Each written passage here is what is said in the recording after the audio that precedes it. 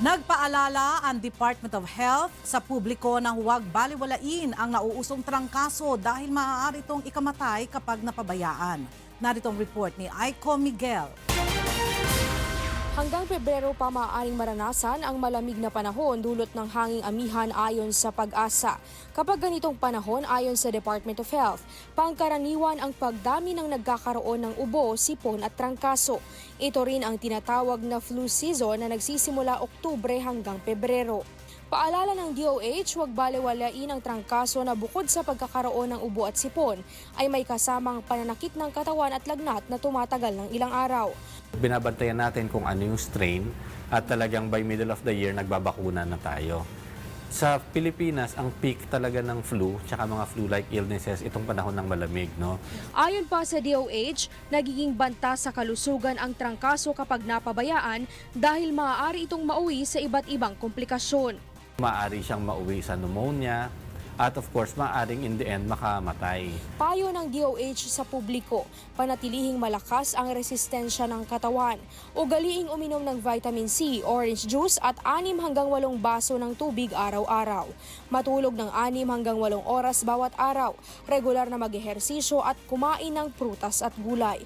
Magsuot ng face mask lalo na sa matataong lugar o kapag bumibiyahe upang maiwasang makasagap ng flu virus. At maiwasang makahawa kung ikaw naman ang may ubo at sipon. Si Aling Rowena doble ingat ang ginagawa lalo't madaling dapuan ng sakit ang kanyang asawang 10 taon nang dinadialysis. Pinaka-importante po talaga yung mask para lalo pag ganyan po panahon, marami po nagkakasakit po talaga. Sa akin naman po ay iniingatan ko po yung sarili ko at yung asawa ko po. Sana mo lahat po ng tao magkaroon po talaga ng mask. Sa datos ng DOH, mas kaunti ang flu cases sa bansa ngayong taon kumpara sa mga nagdaang taon. Ayon sa World Health Organization, nananatiling isang trangkaso sa mga banta sa kalusugan ng mundo ngayong taon. Payo ng DOH sa mga magulang, kompletuhin ang flu vaccine ng kanilang mga anak. May libreng bakuna naman sa trangkaso para sa mga senior citizen sa mga DOH hospitals at barangay health stations.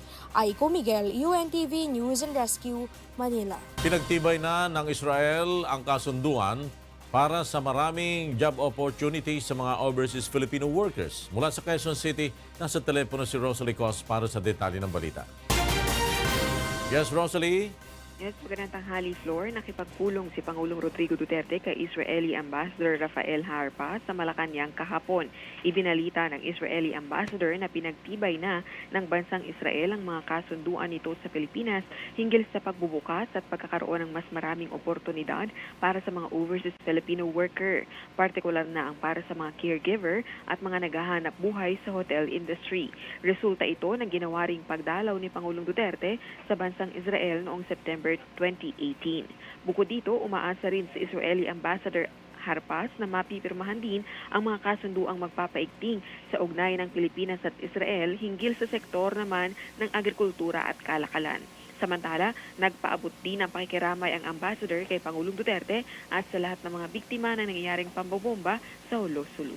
Balik sa Flor. Maraming salamat sa iyo, Rosalie Cos, nagulat mula sa Quezon City. Hiniling ng abogado ni Senator Leila de Lima sa korte na ipatawag si dating Pangulong Benigno Aquino III at ilan pang mga dati at kasalukuyang opisyal ng pamahalaan bilang testigo sa conspiracy to commit illegal drug trade case ng senadora. Mula sa Muntinlupa, nasa telepono si May Bermudez para sa detalye ng balita. Yes, May! Floor, kanina nga ay binasahan na ng sakdal sa kasong conspiracy to commit illegal drug trading sa Muntinlupa RTC Branch 205 si Senadora Leila de Lima at kanyang dating driver bodyguard na si Ronnie Dayan. Kaugnay ito sa umano'y sabuatan ng dalawa sa pagpasok ng illegal na droga sa Bilibid prisons nang nooy kalihim ng DOJ na si de Lima. Pero hindi nagpasok ng kanyang plea ang senadora kaugnay sa naturang kaso. Sa ilalim ng court rules, kapag hindi nagpasok ng plea ang isang akusado, ay otomatikong not guilty plea ang ipapasok ng korte para sa kanya. Samantala, hiniling din ng depensa sa korte na maging testigo si dating Pangulong Benigno Aquino III, maging ang ilan pang dating opisyal ng pamahalaan gaya ni na dating PNP Chief Director General at Bucor Director Bato de la Rosa, dating kalihim ng DOJ na si Secretary Vitaliano Aguirre, maging ang PAO Chief na si Persida Rueda Acosta at ang kasalukuyang DILG Secretary na si Eduardo Año. Ayon sa abogado ni Senadora de Lima, mahalaga ang magiging testimonya ng dating Pangulo bilang naging alter ego nito si Secretary de Lima sa panahon ng pamumuno nito sa Justice Department at pagiging miyembro ng kanyang gabinete. Ipagpapatuloy ang pre-trial na sinimulan kanina sa February 8 kung saan nakatakdang ipagpatuloy ang pagmamarka ng mga ebidensya ng magkabilang panig. Ayon naman sa prosekusyon, welcome ang mga developments sa kaso ng Senadora. Yan muna ang latest live. Balik sa floor. Maraming salamat sa iyo, May Bermudez, nag-ulat mula sa Muntinlupa. Isang resolusyon ang inadopt ng mababang kapulungan ng Kongreso kung saan naglalagay ng mas maraming istriktong panuntunan bago maisa publiko ang Statement of Assets, Liabilities and Net Worth o SALN ng isang kongresista. Mula sa Quezon City, nasa telepono si Grace Casin para sa detalye ng balita. Yes, Grace!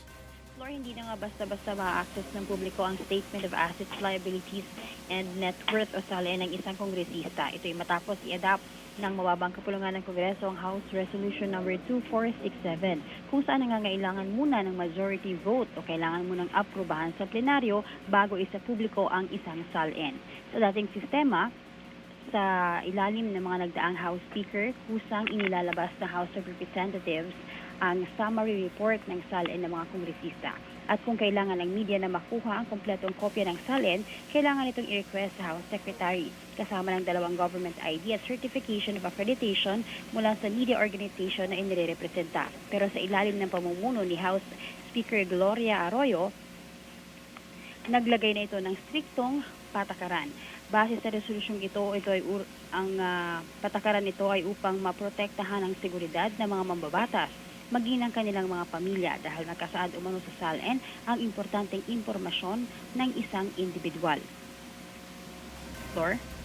Maraming salamat sa iyo, Grace Casin, nagulat mula sa Quezon City. Milyong piso ng halaga ng mga smuggled goods at peking produkto ang nasabat ng Bureau of Customs sa magkahiwalay na operasyon. Narito ang report ni JL Asayo. Hindi nakalusot sa X-ray inspection team ng Bureau of Customs ang 12.1 million pesos na halaga ng smuggled goods. Ang naturang shipment ay dumating noong December 17, 2018 mula sa Japan at nakakonsign sa Pulilan Motors Truck Rebuilding. Idineklara nito na ang mga nilalaman ng naturang shipment ay gamit na forklift, diesel engine at iba't ibang household goods. Ngunit nang idaan ito sa X-ray machine, iba sa idineklarang produkto ang nakita. Kaya naman isinagawa ang 100% physical examination. Dito tumambad ang isang gamit na luxury sports car at truck. We will wait for the orders of the president if we should continue with that destruction or if we can auction it and the proceeds will be in favor of the government. Nahaharap ang may-ari at customs broker nito na si Tomas James Idel de los Santos sa mga kasong paglabag sa Customs Modernization and Tariff Act. Samantala sa bisa naman ng letter of authority mula sa opisina ni Commissioner Ray Leonardo Guerrero, binisita ng mga customs agent ang 2 unit ng warehouse sa Binondo, Manila. At dito nakita ang iba't ibang peking brands ng damit. Nagugat ito sa reklamo ng representative ng isang sikat na sports brand. Aabot sa mahigit 2,500 na sako na may iba't ibang peking brands ang nadiskubre ng mga customs agent. Nasa 700 million pesos naman ang halaga ng mga nakumpiskang peking damit. Patuloy ang investigasyon ng BOC sa pagkakakilanlan ng mga suspect upang panagutid sa kasong paglabag sa Republic Act 8293 o ang Intellectual Property Code of the Philippines. After ma-process ito, ang ginagawa natin dito is destruction kasi nga hindi pwede ito i-auction, hindi rin pwede donate considering na these are fake items. If these are allowed to end up in the hands of yung mga consumers natin, this will greatly affect yung the brand owners themselves. Dahil sa mas pinaigting ng mga operasyon at alinsunod sa 10-point priority agenda ng BOC, as of January 22, 190 customs broker at 11 importers na ang natanggalan ng accreditation. JL Asayo, UNTV News and Rescue, Manila. Patuloy na mararanasan ang malamig na klima sa malaking bahagi ng bansa lalo na sa Baguio City hanggang sa Pebrero ayon sa Pag-asa. Narito ang ulat ni Grace Doctolero. noong nakarang Martes umabot sa 9 degrees Celsius ang naitalang pinakamalamig na temperatura sa Baguio City ayon sa Pag-asa. Kaya naman maraming turistang sinasamantalang umakyat sa summer capital sa bansa para maranasan ang malamig na klima sa lugar. Gaya na lamang ni Lawrence at Emerson na namasyal sa Burnham Park. First time lang po namin pumunta dito sa Baguio, nagustuhan nga po namin eh.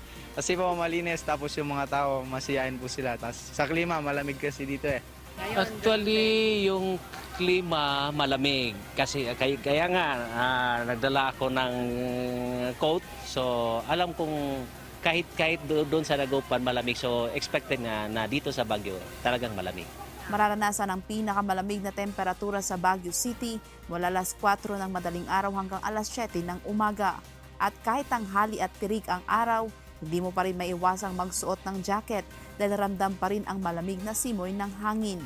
Pagsapit ng gabi umaabot sa 15 hanggang 17 degrees Celsius ang temperatura. Ayon sa Pag-asa, patuloy na mararanasan ang malamig na panahon hanggang sa buwan ng Pebrero.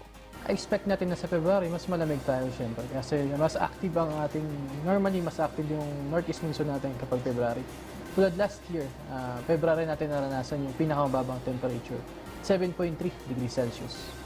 Grace Doctolero, UNTV News and Rescue, Baguio City.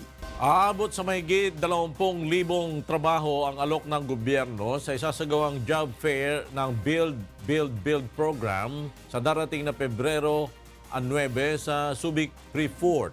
Mula sa Quezon City, nasa telepono si Joan Nano para sa detalye ng balita. Joan? Yes, magandang tanghali sa iyo, Flor. Magandang balita para sa mga naghahanap ng trabaho dahil sa darating na February 9, muling magsasagawa ng malawakang job fair ang Build program ng Duterte administration. Tinatayang aabot sa higit 20,000 mga trabaho ang bubuksan ng gobyerno gaya ng karpentero, welder, mason, electrician at iba pa. Mayroon ring job offer para naman sa mga professional worker tulad ng engineering, architecture, IT, human resource development at iba pa. Idaraos ang job fair sa Subic Gymnasium, Aguinaldo Street, Subic Bay Pre-Fort Zone sa Pampanga. Magsisimula ito ng alas 8 ng umaga hanggang alas 4 ng hapon. Tiniyak naman ng mga ahensyang kasapi ng Build na prioridad nilang mabigyan ng trabaho ang mga Pilipino at hindi ang mga foreign workers gaya ng mga Chinese. Kasama rin sa ipaprioridad ang mahigit sa 3,000 mga manggagawa ng Hanjin na sinasabing mawawalan ng trabaho dahil sa pagkalugi ng kumpanya. Aabot sa higit 70 mga kumpanya ang makikilahok sa idaraos na job fair. Ang mga interesadong aplikante ay maaari ring mag-apply online sa www.build.gov.ph. Pinapayuhan naman ang lahat ng mga aplikante na pupunta sa job fair na magdala ng maraming kopya ng resume at training certificate upang makapagpasa sa lahat ng posisyon na nais-applyan. Flor? Maraming salamat sa Joan Nano, nagulat mula sa Quezon City. Nagpaalala ang management ng Light Rail Transit o LRT at Metro Rail Transit o MRT sa mga pasahero na inumin muna ang laman ng kanilang mga bottled drink bago sumakay ng tren. Ibinaba ng LRT at MRT management ang paalala matapos isailalim sa heightened alert status ng Philippine National Police ang Metro Manila kasunod na nangyaring pambobomba sa Hulusulu noong Linggo. Bilang bahagi ng ipinatutupad na paghihigpit sa seguridad sa mga istasyon ng MRT at LRT, hindi muna papayagan ang pagdadala ng bottled drink sa loob ng tren. Ayon sa PNP, layon ng polisiya na maingatan ang mga pasahero at maiwasan ang pagpasok ng mga mapanganib na kemikal na maaaring ilagay sa mga plastic bottle. Alamin natin ang latest update sa ating panahon mula kay Ray Pelayo na nasa UNTV Weather Center. Yes, Ray! Magandang tanghali, El, at sa ating mga kasambahay. Sa ngayon, umiiral pa rin yung northeast monsoon o yung amihan, nakaka-apekto pa rin sa malaking bahagi ng ating bansa. At sa forecast ng Pag-asa, yung radar din natin kanina, meron tayong mga nasagap na ilang mga lugar na nakaranas ng mahinang mga pagulan, partikular sa may Caraga Region, yung area ng Western Visayas, yung Panay Negros Island, ilang bahagi ng Central Luzon, maging ilang bahagi din ng Metro Manila, medyo makulib din tayo kanina, at merong mga ilang mga mahinang mga pag-ulan na naranasan dahil pa rin sa epekto itong northeast monsoon o amihan. Pero sa ngayon, wala tayong LPA o bagyo na nasa Philippine Air Responsibility. Yung gale warning naman ng Pag-asa po ay nakataas dyan sa may area ng Batanes, Calayan at Cagayan sa yung Ilocos Norte o yung seaboards ng buong Northern Luzon. Maaari pa rin umabot sa 4.5 meters ang taas ng mga pag-alon. Kaya delikado po yan para sa mga sakyang pangisda at maliit na sakyang pandagat. Yung pong kaninang temperatura, kaninang umaga, pinakambaba pa rin sa area ng Baguio, 13 degrees Celsius. Samantalang sa Quezon City ay bumaba din tayo ng 22.4 degrees Celsius. Kanina lang pong umaga yan. Yung ating latest sa ating panahon, balik sa iyo, Ella. Ray, isang katanungan lamang dahil ano ba talagang dahilan kung bakit malamig ngayon ang ating panahon? Well, Ella, ngayong February, lalo na February na tayo, nasa peak pa lang tayo nung tinatawag natin na pag-iral ng amihan.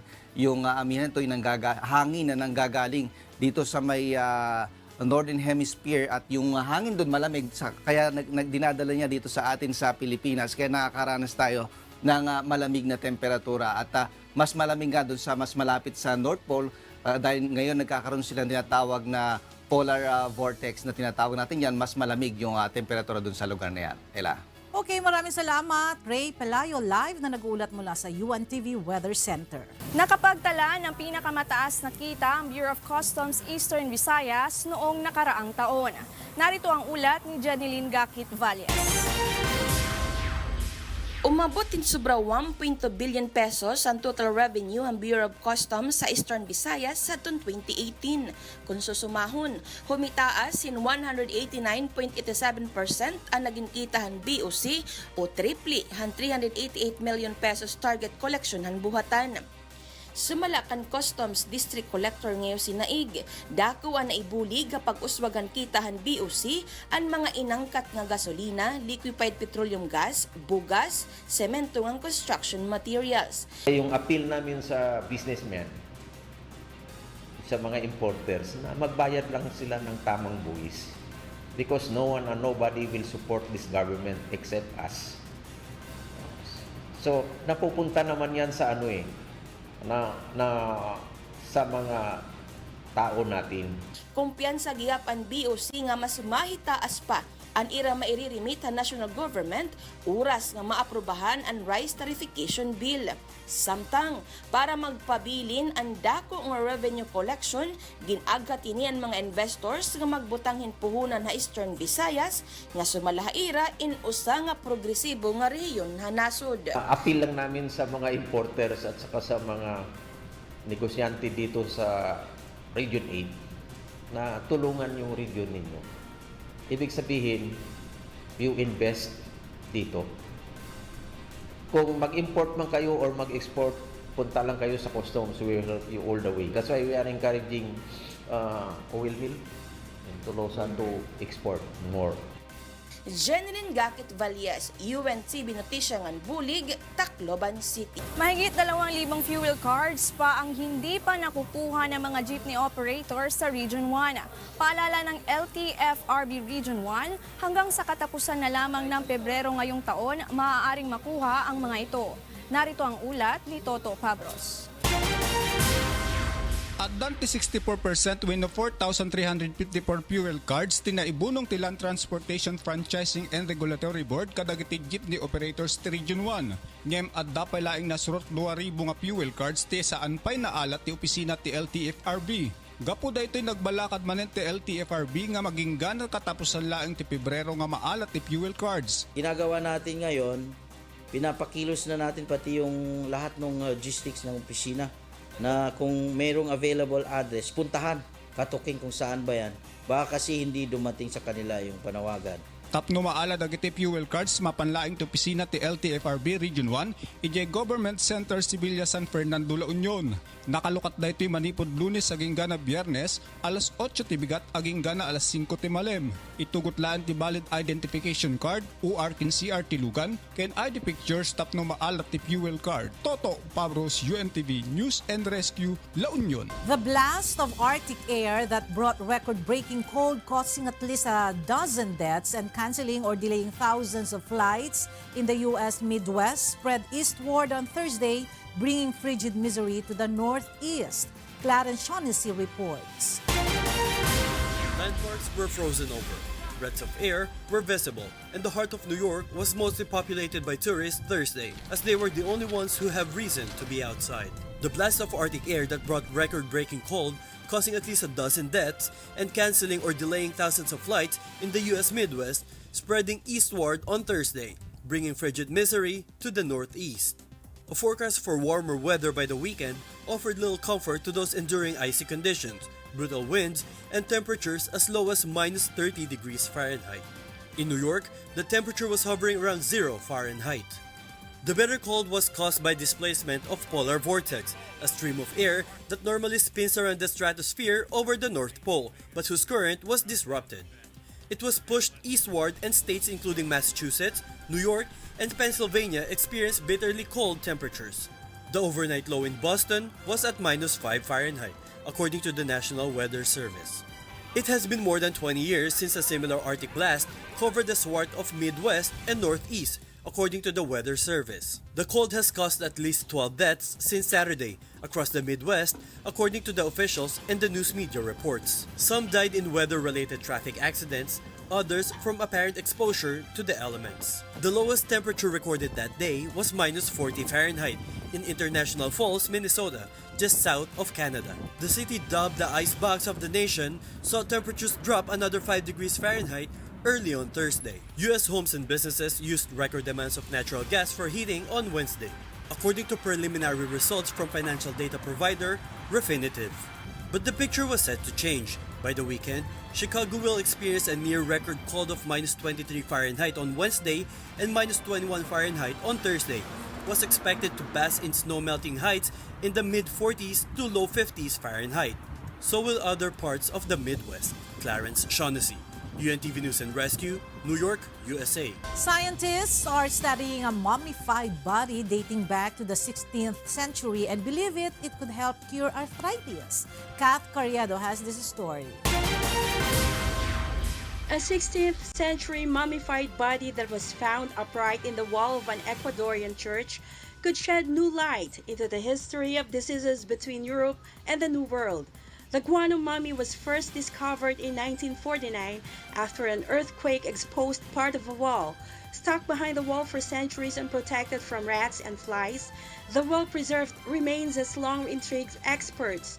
Now in 2019, a French pathologist who has previously studied the remains of Hitler is scanning the mummy to see what clues it holds into the history of diseases.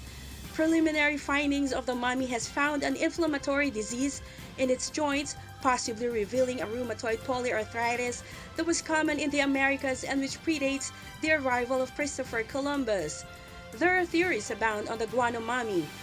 Urban legend has dubbed the man a local friar, but experts believe the burial of the individual does not suggest he held a religious title. Tests so far have identified a likely cause of death, a chin fistula that could have turned into an abscess and placed the man's age at about 90 years old. Further tests into the mummy are still to be carried out using carbon dating, radiographs, and endoscopies. Experts hope to paint a fuller picture of the mummy and his profile in the coming months. Kath Carriedo, UNTV News and Rescue, USA. Naging makulay ang pagbubukas ng Panagbanga Festival sa Baguio City ngayong Biyernes. Mula sa Baguio City, narito ang report ni Grace Doctolero live. Yes, Grace! Yes, Ella, magandang tanghali. Agad na ang sinimulan ang street parade sa pangunguna ng Philippine Military Academy Marching Band. Halos mapuno ang Session Road sa dami ng taong matiyagang naghihintay sa parada. Pinakaabangan ng street parade ng mga mag-aaral na kalahok sa street dancing at drum and lyre competition. Kaya nang dumating na ang mga ito, namangha ang lahat sa makukulay at naggagandahang kausuotan ng mga kalahok. Nagpakalat naman ng higit 300 pulis ang Philippine National Police para sa seguridad ng mga turista at residente na manonood sa pagbubukas ng Panagbanga Festival. Ela, ang mga batang kalahok sa street dance nagmistulang mga diwata ng bulaklak.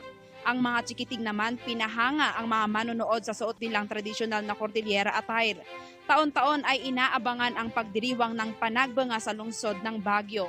Ela, ang salitang Panagbanga ay salitang Ilocano ng ibig sabihin ay to blossom o pamumulaklak. Ito muna ang live na report mula dito sa Baguio City. Balik sa'yo, Ella. Ito mo? Maraming salamat, Grace Doctolero live na nagulat mula sa Baguio City.